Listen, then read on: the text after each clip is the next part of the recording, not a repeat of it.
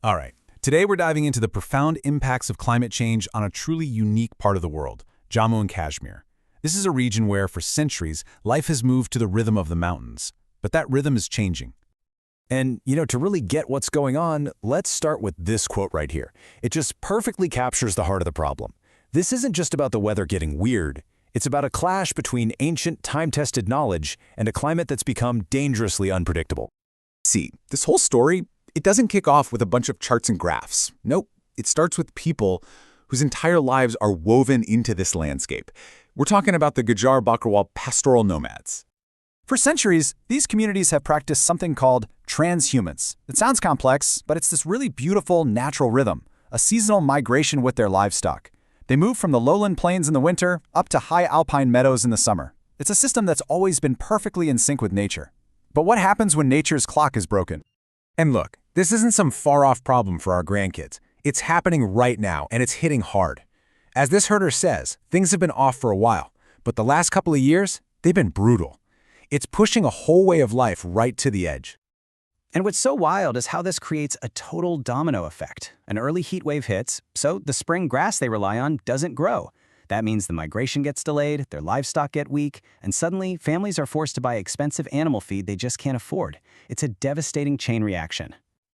Okay, so what's actually causing all this chaos on the ground? To figure that out, we've got to look up, way up, to the science behind it, starting at the very highest peaks of the Himalayas. Yeah, just look at this number. It's staggering. The main engine driving all this change is that the Himalayan glaciers are melting incredibly fast, retreating between 5 and 20 meters every single year. And these aren't just big chunks of ice, they are the water towers for the entire region. Now, what's really fascinating and kind of complicated is that not all glaciers are melting the same way. The ones with clean ice are totally exposed, so they retreat fast. But a lot of them are covered in a layer of rock and debris.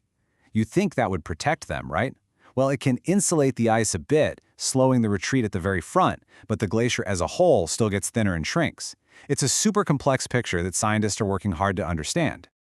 So when you boil it all down, it's a pretty simple but, well, a really dangerous equation. You've got warmer temperatures speeding up the melt, and at the same time, less snowfall in the winter to replenish the ice. The region's massive ice reserves are basically draining away faster than they can be refilled. And believe me, this isn't just a story about ice on some faraway mountaintop.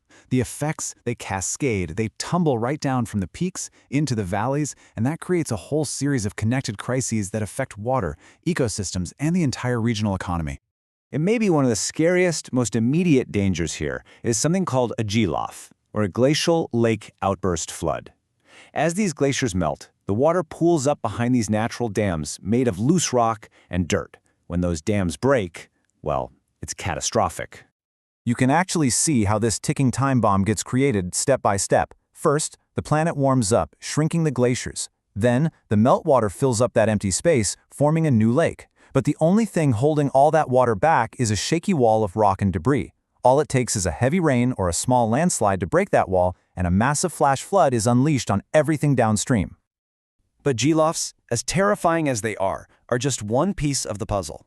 The melting of the cryosphere, that's all the frozen stuff, it ripples out and touches nearly every part of life in the region, from the water people drink to the jobs they rely on. So let's just connect the dots here. We're talking about threats to the water supply for millions of people. The rivers get warmer and filled with sediment, which hurts fish and wildlife. The tourism economy, which banks on those beautiful snowy landscapes, takes a huge hit. And maybe the deepest cut of all, the very cultural fabric of communities like the Gujar Bakarwal begins to tear, as their kids are forced to look for a different, more settled kind of life. And as if all that wasn't enough, on top of the environmental and cultural crisis, there's this whole other layer, a legal and political one. Back in 2006, the Forest Rights Act was passed. In theory, it was supposed to protect the rights of indigenous tribes to their ancestral lands. It should have been a lifeline. But has it actually worked? The reality? Well, it's pretty shocking. Just look at this number.